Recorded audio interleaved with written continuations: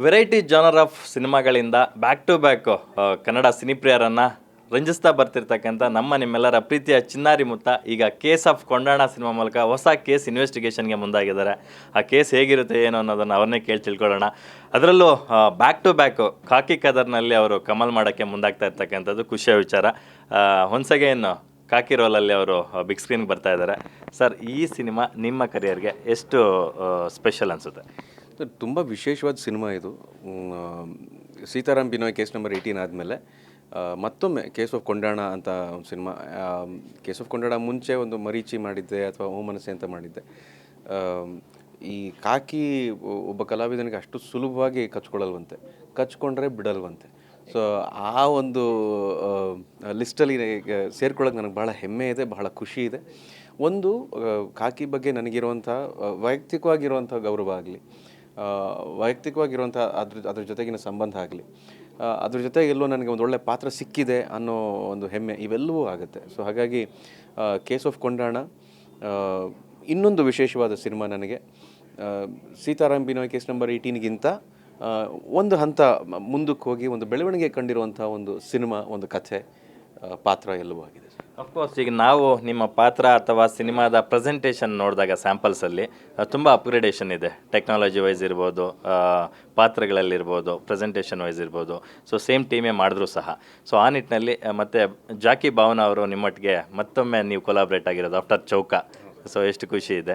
ಮತ್ತು ದಿಯಾ ಫೇಮ್ ಖುಷಿ ರವಿ ಅವರಿದ್ದಾರೆ, ರಂಗಾಯಣ ರಘು ಅವರಿದ್ದಾರೆ, ಸಾಕಷ್ಟು ದೊಡ್ಡ ಹಿರಿಯ ಕಲಾವಿದರ ಒಂದು ತಾರದಂಡಿದೆ ಇದರಲ್ಲಿ. ಪೆಟ್ರೋಲ್ ಪ್ರಸನ್ನ ಅವರು, ಆಮೇಲೆ ಮತ್ತೆ ನಾವು ಗಗನ್ ಬಡೇರಿಯಾ ಅವ್ರನ್ನೇ ನಾವು ಸಂಗೀತ ನಿರ್ದೇಶಕರಾಗಿ ಆಯ್ಕೆ ಮಾಡಿಕೊಂಡಿದ್ದು. ಯಾಕಂದರೆ ಗಗನ್ ಬಡೇರಿಯಾ ಬಹಳ ಒಳ್ಳೆ ಅವ್ರದ್ದೇ ಆದ ಒಂದು ಶೈಲಿ ಇದೆ.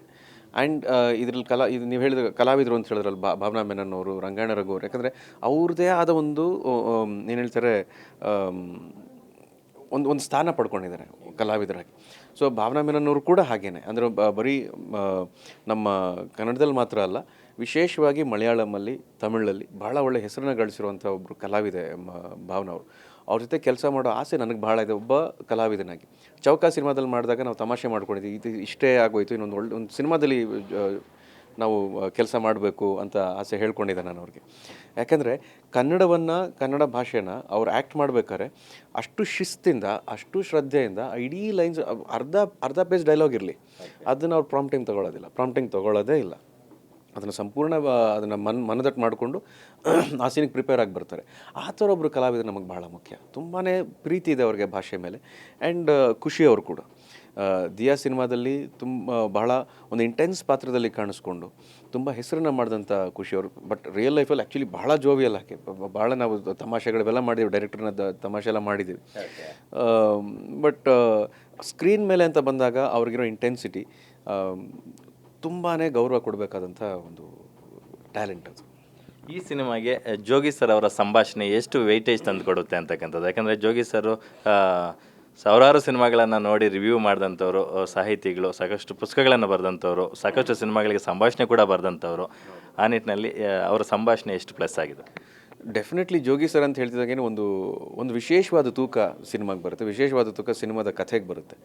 ಆಮೇಲೆ ಇದು ಡಿಪಾರ್ಟ್ಮೆಂಟ್ ಸಂಬಂಧಪಟ್ಟಿರೋ ವಿಚಾರ ಆಗಿ, ಆಮೇಲೆ ರಿಯಲಿಸ್ಟಿಕ್ ಸಬ್ಜೆಕ್ಟ್ ಆಗಿರೋದ್ರಿಂದ ಅವ್ರಿಗೆ ಅದ್ರ ಬಗೆಗಿನ ಜ್ಞಾನ ಭಾಳ ಅಗಾಧವಾದ, ತುಂಬ ಜ್ಞಾನ ಇದೆ ಅವ್ರಿಗೆ ಭಾಷೆ ಬಗ್ಗೆ, ಆಮೇಲೆ ಸಂಬಂಧಗಳ ಬಗ್ಗೆ, ಆಮೇಲೆ ಸಿಚುವೇಶನ್ಸ್ ಬಗ್ಗೆ. ಅಂದರೆ ನೀವು ಹೇಳಿದಾಗೆ ಎಷ್ಟೋ ಸಿನಿಮಾಗಳನ್ನ ನೋಡ್ಬಿಟ್ಟಿರ್ತಾರೆ.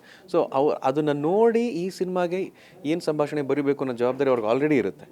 ಇನ್ನು ನಮ್ಮ ಡೈರೆಕ್ಟ್ರು ಆಗಲೇ ಹೇಳ್ತಿದ್ರು, ಸೊ ಒಂದೊಂದು ಪೇಜ್ ಅಥವಾ ಅರ್ಧ ಪೇಜ್ ಡೈಲಾಗ್ ನಮಗೆ ಬೇಡ, ಒಂದು 2 ಲೈನ್ 3 ಲೈನು ಅಂತ ಅದನ್ನು ಬರೆಯಬಲ್ಲ ಕೆಪಾಸಿಟಿ ಜೋಗಿ ಸರ್ಗಿದೆ. ಒಂದು ಪೇಜು ಬರಿಬೋದು, 2-3 ಪೇಜು ಬರಿಬೋದು, ಅಷ್ಟೇ ವಿಚಾರನ 3 ಸಾಲಲ್ಲಿ ಹೇಳಬಲ್ಲ ಕೆಪಾಸಿಟಿ ಅವ್ರಿಗಿದೆ, ಅಂಥ ಒಂದು ಎಕ್ಸ್ಪೀರಿಯೆನ್ಸ್ ಅವ್ರಿಗಿದೆ. ಸೊ ನಮಗೆ ದೊಡ್ಡ ಬಲ ಜೋಗಿ ಸರ್. ಓಕೆ, ಇನ್ನು ಬ್ಯಾಕ್ ಟು ಬ್ಯಾಕ್ ಕಾಕಿ ಪಾತ್ರಗಳಲ್ಲಿ ನೀವು ಕಾಣಿಸ್ಕೊತಾ ಇದ್ದೀರಾ. ನಿಮ್ಮ ಸಹೋದರ ಶ್ರೀಮುರಳಿ ಅವರು ಕೂಡ ಈಗ ಬಗೀರ ಸಿನಿಮಾದಲ್ಲಿ ಹೇಗೇನು ಕಾಕಿ ರೋಲ್ ಬರ್ತದೆ, ಈ ಸಹೋದರರ ಕಾಕಿ ಸವಾಲ ಹೇಗೆ ಅಂತಕ್ಕಂಥ? ಏನೋ ಗೊತ್ತಿಲ್ಲ, ಜನರಿಗೂ ಕಾಕಿ ತುಂಬ ಇಷ್ಟ ಆಗ್ಬಿಟ್ಟಿದೆ ಅಂತ ಕಾಣುತ್ತೆ. ಈ ಕೋವಿಡ್ ಆದಮೇಲೆ ಎಲ್ಲರೂ OTTಲಿ ಕೂತ್ಕೊಂಡು ಈ ಸಸ್ಪೆನ್ಸ್ ಥ್ರಿಲ್ಲರ್ಗಳು, ಕ್ರೈಮ್ ಥ್ರಿಲ್ಲರ್ಸು, ಆ್ಯಕ್ಷನ್ ಇವೆಲ್ಲ ನೋಡ್ತಿರೋದ್ರಿಂದ ಪೊಲೀಸ್ ಅವರ ಪಾತ್ರ ಎಷ್ಟು ಅಂದರೆ ಇದುವರೆಗೂ ನಾವು ಸಿನಿಮಾಗಳಲ್ಲಿ ತೋರಿಸಿದ ಪೊಲೀಸ್ ಯಾವ ಥರ ತಪ್ಪು ತೋರಿಸಿದ್ವಿ ಅವ್ರನ್ನ, ಅಥವಾ ತೋರಿಸ್ಬೇಕಾದಂಥ ರೀತಿಯಲ್ಲಿ ಅವ್ರನ್ನ ತೋರಿಸಿರಲಿಲ್ಲ. ಹಾಗಾಗಿ ಇದು ಜನರ ಒಲವು ಪೊಲೀಸ್ ಪಾತ್ರಗಳ ಕಡೆ ಆಗಿದೆ. ಆ್ಯಂಡ್ ಆಫ್ ಕೋರ್ಸ್ ಒಬ್ಬ ಪೊಲೀಸ್ನ ನಿಜವಾದ ಹೀರೋ ಥರ ತೋರಿಸುವಂಥ ಒಂದು ಸಬ್ಜೆಕ್ಟ್ ಇವಾಗ ಬಗೀರಲ್ಲಿ ನೋಡಿದಾಗ ನಮ್ಗೆ ಅದೇ ಫೀಲ್ ಆಗುತ್ತೆ. ಯಾವುದೋ ಒಂದು ಹೈಪರ್ ಆ್ಯಕ್ಷನ್ ಸಿನಿಮಾ, ಅದ್ರಲ್ಲಿ ಪೊಲೀಸ್ ಯೂನಿಫಾರ್ಮ್ ಹಾಕ್ಕೊಂಬರ್ತಾನೆ ಮುರಳಿ. ಆ ಶಾಟ್ ಬಹಳ ಖುಷಿಯಾಗುತ್ತೆ ನೋಡೋದಕ್ಕೆ. ಆ್ಯಂಡ್ ನಾನು ಪೊಲೀಸ್ ಕ್ಯಾರೆಕ್ಟರ್ ಮಾಡ್ತಿದ್ದೀನಿ, ಮುರಳಿನೂ ಕೂಡ ಪೊಲೀಸ್ ಕ್ಯಾರೆಕ್ಟರ್ ಮಾಡ್ತಿದ್ದಾನೆ. ಇದು ನಮಗೆ ಯೋಚನೆ ಬಂದಿರಲಿಲ್ಲ, ನೀವು ಹೇಳಿದ್ಮೇಲೆ ಗೊತ್ತಾಗ್ತಿರೋದು ಇವಾಗ. ಸೊ ತುಂಬಾ ಖುಷಿ ಆಗುತ್ತೆ. ಇತ್ತೀಚೆಗೆ ವಿಜಯ್ ರಾಘವೇಂದ್ರ ಅವರು ಬ್ಯಾಕ್ ಟು ಬ್ಯಾಕ್ ಕಾಕಿ ರೋಲ್ಗಳು ಮಾಡ್ತಿರೋದ್ರಿಂದ ನಿಮಗೆ ಯಾರೋ ಒಬ್ಬ ಖಡಕ್ ಪೊಲೀಸ್ ಆಫೀಸರ್ ನನಗೆ ಇನ್ಸ್ಪಿರೇಷನ್ ಅಪ್ಪ ಅನ್ಸಿದ್ರೆ ಯಾರನ್ನ ಸಜೆಸ್ಟ್ ಮಾಡ್ತಾರೆ? ಅದು ನಮ್ಮ ಮಾವನೇ. ಯಾಕೆ ನಾನು ಸೀತಾರಾಮಲ್ಲಿ ಅಳವಡಿಸ್ಕೊಂಡಿರೋ ಸುಮಾರು ವಿಚಾರಗಳು ನಮ್ಮ ದೇವಿ ಪ್ರಸಾದ್ ಸರ್ ಹೇಳಿದ್ರಲ್ಲ, ಫೀಲಿಂಗ್ ಕೊಟ್ಬಿಡ್ತಾರೆ ವಿಜಯ ರಾಘವೇಂದ್ರ ಸರ್ ಹಿಂಗೆ ಅದೇನೋ ಅಂತ. ಅದನ್ನು ನಾನೇನು ಕೊಡ್ತಿಲ್ಲ, ನಮ್ಮ ಮಾವ ಅವ್ರ ಕಥೆಗಳು ಹೇಳಿದಾಗ ಅದನ್ನು ಕೇಳಿ ಅದರಿಂದ ಇನ್ಸ್ಪೈರ್ ಆಗಿ ನಾನು ಈ ಥರ ಪ್ರೆಸೆಂಟ್ ಮಾಡಿದ್ರೆ ಕ್ಯಾರೆಕ್ಟರ್ ಚೆನ್ನಾಗಿರುತ್ತೇನೋ ಅನ್ನೋ ಒಂದು ಸ್ವಾರ್ಥದ ಜೊತೆಗೆ ಆ ಕೆಲಸ ಮಾಡ್ತೀನಿ ಅಷ್ಟೇ. ಸೊ ನಮ್ಮ ಮಾವನೇ ನಂಗೆ ಭಾಳ ದೊಡ್ಡ ಇನ್ಸ್ಪಿರೇಷನ್. ಸೂಪರ್. ಇನ್ನೊಂದು ವಿಚಾರ ನಾನು ಕೇಳಲೇಬೇಕು. ವಿಜಯ್ ರಾಘವೇಂದ್ರ ಅವರು ತುಂಬ ಫ್ರೆಶ್ ಆಗಿ ಕಾಣಿಸ್ತಾರೆ ಪೊಲೀಸ್ ಕಾಪಾಗಿ. ಇಡೀ ಸಿನಿಮಾ ನೈಟ್ ಶೂಟ್ ಮಾಡಿದ್ರು ಆ ಸ್ಟ್ರೈನ್ ಎಲ್ಲೂ ಕಾಣಿಸಲ್ಲ. ನಿದ್ದೆ ಕೆಟ್ಟು ಇವರು ಸಿನಿಮಾ ಮಾಡಿದಾರಪ್ಪ ಅನ್ನೋ ಇದು ಕಾಣಲ್ಲ ಸ್ಕ್ರೀನಲ್ಲಿ. ತುಂಬ ಮುದ್ದಾಗಿ ಕಾಣಿಸ್ತಾ ಇದ್ದೀರಾ. ಜೊತೆಗೆ ಒಂದು ಕಡೆ ಮೆಂಟಲಿ ನೀವು ಸ್ಟ್ರೆಸ್ಸಲ್ಲಿದ್ದಿರಿ, ಅಂಥ ಟೈಮಲ್ಲಿ ನೈಟ್ ಶೂಟ್ ಮಾಡೋದು ಹೇಗೆ ನಿಭಾಯಿಸಿದ್ರಿ ಅಂತ? ಇವು ಮಾಡಿದ್ದು ಲಾಸ್ಟ್ ಇಯರ್, ಹೋದ ವರ್ಷ ಜನವರಿಲಿ ಮಾಡಿದ್ದು. ಒಂದು ಏನಪ್ಪ ಅಂತ ಹೇಳಿದ್ರೆ ನೈಟೆಲ್ಲ ಶೂಟ್ ಮಾಡಿದ್ರೆ ಬೆಳಗ್ಗೆ ಯಾರು ನಾನು ಎದ್ದೇಳಿಸಲ್ಲ ಅಂತ ಗೊತ್ತು.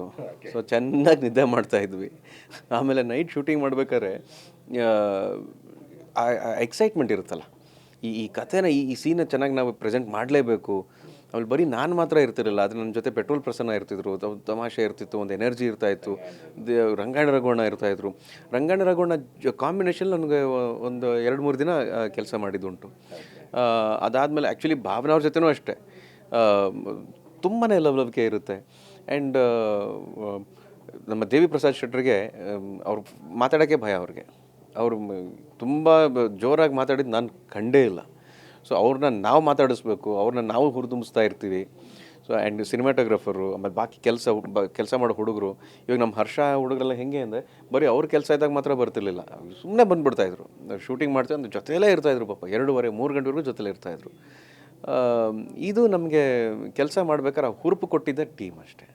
ಮತ್ತೊಂದು ವಿಚಾರ ಕೇಳೋದಾದರೆ, ನಿಮ್ಮ ಸೀತಾರಾಮ್ ಬಿನೋಯ್ ಸಿನಿಮಾ ಸ್ವತಂತ್ರ ದಿನಾಚರಣೆಗೆ ರಿಲೀಸ್ ಆಗಿತ್ತು. ಈ ಸಿನಿಮಾ ಗಣರಾಜ್ಯೋತ್ಸವಕ್ಕೆ ರಿಲೀಸ್ ಆಗ್ತಾ ಇದೆ.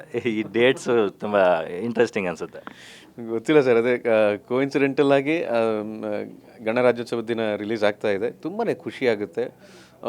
ಒಂದು ಹೆಮ್ಮೆ ಅಂತ ಅನಿಸುತ್ತೆ. ಇನ್ನೊಂದು ಜನರಿಗೆ 26 ಈ ಥರ ಒಂದು ಸಿನಿಮಾ ರಿಲೀಸ್ ಆಗ್ತಿದೆ ಅಂತ ಹೇಳಿದಾಗ ಕೇಸ್ ಆಫ್ ಕೊಂಡಣ ಕಡೆ ಹೆಚ್ಚು ಒಲವಿರುತ್ತೇನೋ ಅನ್ನೋ ಒಂದು ಆಸೆ ನನಗಿದೆ. ಬೇಸಿಕಲಿ ಯಾಕೆ ಅಂತ ಹೇಳಿದ್ರೆ, ಇದು ಜಸ್ಟ್ ಸ್ಟ್ಯಾಂಡಲ್ ಒಂದು ಫಿಲ್ಮ್ ಅನ್ನೋದಕ್ಕಿಂತ ಇದ್ರ ಹಿಂದೆ ಒಂದು ಸೀತಾರಾಮ್ ಬಿನೋಯ್ ಇದ್ದಿದ್ದರಿಂದ. ಸೊ ಈ ಸಿನಿಮಾ ಚೆನ್ನಾಗಿತ್ತು, ಇದಕ್ಕಿಂತ ಈ ಸಿನಿಮಾ ಚೆನ್ನಾಗಿರ್ಬೋದೇನೋ ಅನ್ನೋ ಆಸೆಯಿಂದ ಜನ ಬರ್ತಾರೆ ಅನ್ನೋ ಒಂದು ಆಸೆ ನಮಗೆಲ್ರಿಗೂ ಇದೆ ಸರ್. ಅಫ್ಕೋರ್ಸ್ ಸರ್, ಕಂಟೆಂಟ್ ಚೆನ್ನಾಗಿದ್ದರೆ ಎಷ್ಟೇ ಸಿನಿಮಾಗಳು ಬಂದರೂ ಪ್ರೇಕ್ಷಕರು ಅದನ್ನು ನುಗ್ಗಿ ನೋಡ್ತಾರೆ. ಕನ್ನಡಿಗರು ಒಳ್ಳೆಯ ಸಿನಿಮಾಗಳನ್ನ ಯಾವಾಗಲೂ ಕೈ ಹಿಡಿದಾರೆ ಅನ್ನೋದನ್ನು ಸಾಕಷ್ಟು ಸರಿ ಪ್ರೂವ್ ಮಾಡಿದ್ದಾರೆ. ಈ ಸಂದರ್ಭದಲ್ಲೂ ಅದು ಪ್ರೂವ್ ಆಗುತ್ತೆ ಅನ್ನೋ ಒಂದು ಆಶಯ ನಮ್ಮದು ಇದೆ. ಒಳ್ಳೆಯದಾಗಲಿ ಸರ್. ಜೊತೆಗೆ ಒಂದು ಔಟ್ ಆಫ್ ದ ಬಾಕ್ಸ್ ಒಂದೇ ಒಂದು ಕ್ವಶನ್ ಕೇಳೋದಾದರೆ, ಇದೇ ಜನವರಿ 22ಕ್ಕೆ ರಾಮ ಜನ್ಮಭೂಮಿ ಅಯೋಧ್ಯೆಯಲ್ಲಿ ರಾಮ ಮಂದಿರ ಉದ್ಘಾಟನೆ ಆಗ್ತಾ ಇದೆ. ನಮ್ಮ ಕಾಲಘಟ್ಟದಲ್ಲಿ ನಾವೆಲ್ಲ ಅದಕ್ಕೆ ಸಾಕ್ಷಿ ಆಗ್ತಾ ಇದ್ದೀವಿ ಅನ್ನೋದು ನಮ್ಮೆಲ್ಲರ ಸೌಭಾಗ್ಯ. ಒಬ್ಬ ಕಲಾವಿದರಾಗಿ ದೊಡ್ಡ ಮನೆಯನ್ನು ಪ್ರತಿನಿಧಿಸುವವರಾಗಿ ಏನು ಹೇಳ್ತೀರಾ ಸರ್? ಸೊ ಬಹಳ ಹೆಮ್ಮೆ ವಿಚಾರ. ನಮ್ಮ ಇಡೀ ಜೀವಮಾನದಲ್ಲಿ ಈ ಥರ ಒಂದು ನೋಡಿದ್ವಪ್ಪ ನಾವು ಅಂತ ಮುಂದಕ್ಕೆ ಹೇಳ್ಕೊಳ್ಳೋದಕ್ಕೆ ನಮ್ಗೆ ಭಾಳ ಹೆಮ್ಮೆ ಅಂತ ಅನಿಸುತ್ತೆ. ಯಾಕಂದರೆ ಅದು ಶ್ರೀರಾಮ ಮಂದಿರ ಅಂದರೆ ಭಾರತವನ್ನು, ನಮ್ಮ ಧರ್ಮವನ್ನು, ಇದು ನಾನು ಯಾವುದೇ ನಿಟ್ಟಿನಲ್ಲೂ ಕೂಡ ಅದನ್ನು ಜಾತಿ ಅಂತಲೋ ಅಥವಾ ಇನ್ನೊಂದಂತಲೋ ನಾನು ಹೇಳೋದಕ್ಕೆ ಇಷ್ಟಪಡೋದಿಲ್ಲ. ಧರ್ಮ ಅಂತ ಆಗುತ್ತೆ. ಅಂದರೆ ನಮಗೆಲ್ರಿಗೂ ಧರ್ಮದ ವಿಚಾರವಾಗಿ ಆದರ್ಶವಾಗಿರುವಂಥ ರಾಮನ ಮಂದಿರ ಅಲ್ಲಿ ಆಗ್ತಿರೋದು ಬಹಳ ದೊಡ್ಡ ವಿಷಯ, ಬಹಳ ಹೆಮ್ಮೆ ಪಡುವಂಥ ವಿಷಯ. ಅಂದರೆ ಅದು ಇನ್ಮೇಲೆ ಎಷ್ಟು 100 ವರ್ಷ, 100 ವರ್ಷ, 1000 ವರ್ಷ ಇರ್ಬೋದು ಅನ್ನೋ ಹೆಮ್ಮೆ ನಮಗೆಲ್ರಿಗೂ ಆಗುತ್ತೆ ಸರ್. ವಿಜಯ ರಾಘವೇಂದ್ರ ಅವರಿಗೆ ಶ್ರೀರಾಮ ಅಂದಿದ ತಕ್ಷಣ ಫಸ್ಟ್ ನೆನಪಾಗೋದೇನು ಸರ್? ಶ್ರೀರಾಮ ಅಂದ ತಕ್ಷಣ ನೆನಪಾಗೋದೇ ನನಗೆ ರಾಮನ ಆದರ್ಶಗಳು, ಧರ್ಮದ ಕಡೆ ಹೇಗಿರ್ತಾರೆ. ಅಂದರೆ ರಾಮನ ಎಷ್ಟು ಚೆನ್ನಾಗಿ ವರ್ಣನೆ ಮಾಡಿದರು ವಾಲ್ಮೀಕಿಯವರು. ಅದರ ಸುಂದರಕಾಂಡ ಅಂತ ನಮ್ಮ ತಂದೆ ಹೇಳ್ತಾಯಿದ್ರು, ಅದರಲ್ಲಿ ಅಷ್ಟು ಚೆನ್ನಾಗಿ ವರ್ಣನೆ ಮಾಡಿರ್ತಾರೆ ಶ್ರೀರಾಮನ್ನ ಅಂಥೇಳಿ. ರಾಮನ ಥರ ಇರಬೇಕು, ರಾಮನ ಥರ ಬದುಕಬೇಕು, ರಾಮನ ಹಾಗೆ ನಾವು ಜೀವನವನ್ನು ಕಾಣಬೇಕು, ಜನರನ್ನು ಕಾಣಬೇಕು ಅನ್ನೋ ಎಲ್ಲ ವಿಚಾರಗಳಿದಾವಲ್ಲ. ಸೊ ರಾಮನ ಥರ ಇರ್ತೀವೋ ಬಿಡ್ತೀವೋ ಇರೋಕ್ಕಾಗುತ್ತೆ, ಅದು ಅಸಾಧ್ಯ. ರಾಮ ಅವತಾರ ಪುರುಷ. ಆದರೆ ಆ ಆದರ್ಶಗಳನ್ನು ಎಷ್ಟು ಮಟ್ಟಿಗೆ ಪಾಲಿಸ್ಕೊಂಡು ಹೋಗಬೇಕು ಅನ್ನೋ ಒಂದು ಆಸೆ ಖಂಡಿತ ನನಗಿದೆ ಸರ್. ಸಂಸ್ಕೃತಿಗೆ ಹೆಸರುವಾಸಿಯಾದಂಥ ನಮ್ಮ ಕರ್ನಾಟಕದಿಂದ ನಮ್ಮ ಕರ್ನಾಟಕದ ಒಬ್ಬ ಶಿಲ್ಪಿ ಕೆತ್ತಿದಂತಹ ರಾಮನ ಮೂರ್ತಿಯಲ್ಲಿ ಪ್ರತಿಷ್ಠಾಪನೆ ಆಗ್ತಾ ಇರ್ತಕ್ಕಂಥದ್ದು. ಇದು ಇಡೀ ವಿಶ್ವವೇ ಬಂದು ರಾಮನ ದರ್ಶನ ಪಡೆಯುವಂಥ ಒಂದು ಕಾರ್ಯ ಇಲ್ಲಿಂದ ಶುರುವಾಗುತ್ತೆ. ಆ ನಿಟ್ಟಿನಲ್ಲಿ ನಾವು ಕನ್ನಡಿಗರಾಗಿ ಎಷ್ಟು ಹೆಮ್ಮೆ ಅನಿಸುತ್ತೆ. ಡೆಫಿನೆಟ್ಲಿ ಹೆಮ್ಮೆ ಅಲ್ವಾ ಸರ್. ಅದಕ್ಕೆ ಕಂಪ್ಯಾರಿಸನೇ ಇಲ್ಲ. ಅದಕ್ಕೆ ನಾವು ಎದೆ ತಟ್ಕೊಂಡು ಹೇಳ್ಬೋದು, ತಲೆ ಎತ್ತಿ ಹೇಳ್ಬೋದು. ಈ ಥರ ಶ್ರೀರಾಮನ ಮಂದಿರ ನಮ್ಮ ಕನ್ನಡದವರು, ಕರ್ನಾಟಕದವರು ಅದನ್ನು ಕೆತ್ತಿದ್ದಾರೆ ಅಂತ ಹೇಳಿದ್ರೆ, ನಾನು ಆಗಲೇ ಹೇಳಿದಾಗೆ ಇನ್ನು ಎಷ್ಟೋ 100,000 ವರ್ಷ ಇದ್ದರೂ ಕೂಡ ಅದು ಚಿರಸ್ಥಾಯಿಯಾಗಿರುತ್ತಲ್ಲಿ. ಸೊ ಅವ್ರಿಗೆ ನಾವು ದೊಡ್ಡ ಮಟ್ಟದಲ್ಲಿ ನಾವು ಅಭಿನಂದನೆಗಳನ್ನು ಹೇಳಬೇಕು, ಕೆತ್ತನೆ ಕೆಲಸ ಮಾಡಿದಂಥ ಕಲಾವಿದರಿಗೆ. Thank you sir, thank you so much. ಈ ಸಿನಿಮಾ ಬಹುದೊಡ್ಡ ಸಕ್ಸಸ್ ಆಗಲಿ, ಹೊಸ ವರ್ಷದ ಶುಭಾಶಯಗಳು. ಥ್ಯಾಂಕ್ ಯು ಸೊ ಮಚ್. ಇದಾಗಿತ್ತು ಚಿನ್ನಾರಿ ಮುತ್ತ ವಿಜಯ ರಾಘವೇಂದ್ರ ಅವರ ಮನದಾಳದ ಮಾತು. ಕ್ಯಾಮ್ರಾ ಪರ್ಸನ್ ಸಂದೇಶ್ ಜೊತೆ ಲಕ್ಷ್ಮೀನಾರಾಯಣ್, ಪವರ್ ಟಿವಿ, ಬೆಂಗಳೂರು.